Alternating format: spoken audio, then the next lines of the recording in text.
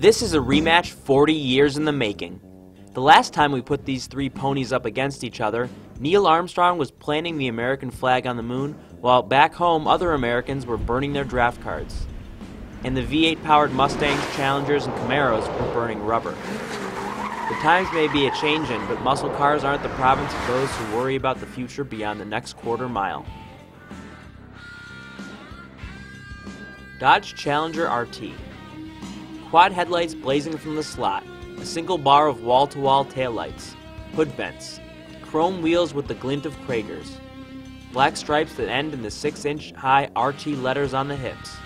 Yep, it's a Challenger, and it stirs up sugary memories like a big orange stick in a cotton candy machine. Muscle cars were always about the slow cruise as much as the fast quarter, and the Challenger is our first draft pick for the Boulevard. It seats four comfortably, and every control and motion is cushioned, from the pillow-soft clutch to the 6-speed featherweight pistol shifter to the mellow suspension that floats over railroad tracks. Wailing at 5,700 RPM, the 376 horsepower 5.7-liter semi-Hemi V8 is loud but barely felt.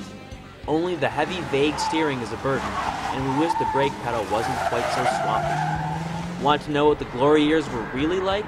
Find out, safely thanks to modern anti-crash devices, in the Challenger, where the understeer is relentless, the tail wagging is joyous, and the reason Dodge won't let you fully disable the electronic stability control becomes obvious.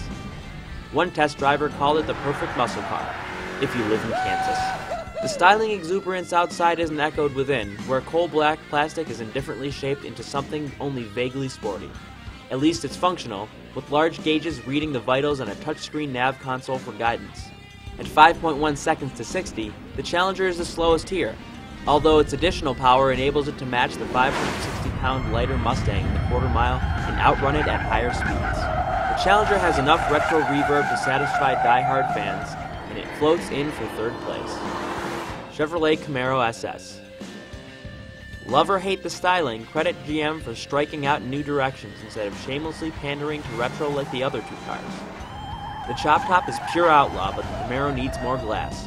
The seats are low and the dash and doors close in like canyon cliffs, with rear quarter views pinched by the upswept shoulders and massive C-pillars.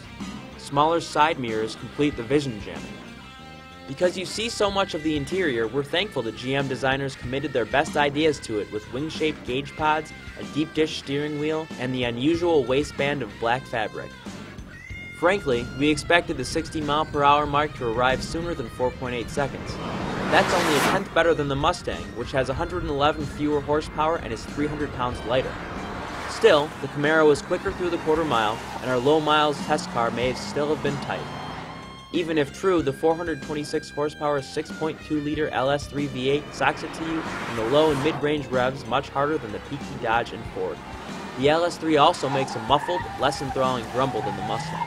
If not the bolter we had expected, the Camaro SS carves nice squiggles with tamped-down body motions, tacky grip, and a brake pedal so firm and responsive that we checked it for a Porsche part number. The stiff, insulated structure soaks up engine vibes and tire moaning, but the rear end discombobulates and dances while accelerating over rough pavement. The freeway chop-chop, though stiffest in this group, is still tolerably muted, but the clutch take-up is high and abrupt. Alas, most of history's blockbuster cars had faults aplenty. The Camaro comes in second. Ford Mustang GT. We were shocked, shaken, and staunchly unanimous. This Mustang rules. Why the low expectations? First, the Mustang's 4.6-liter V8 has just 315 horsepower. Simple struts up front and a log axle out back. A 5-speed pitted against two 6s. But look closer. At 3,580 pounds, the Mustang is lightest by 300. A lively throttle reels in 60 miles per hour nearly as quickly as the Camaro, and the car pulls the highest skid pad speed by a wide margin. The Ford stops in the same distance as the Mega Brake Camaro, and it returned the best fuel economy. The steering is fast, direct, and, though still a bit isolated, far more naturally weighted than the other two. Body control with the track pack is astounding. The ride may be firm, but nothing throws it off the slot-like path you cut through turns. And somehow that live axle deals with pitching and pocked pavement with much of the sure-footed poise of an independent setup. The Ford is also the right size. It doesn't devour a driveway or need to be greased into a parking space. At the moment, no muscle car sounds more muscular. but as the TAC hovered close to 3,000 RPM on extended freeway loads, we longed for the 6th gear offered only in the Shelby GT500.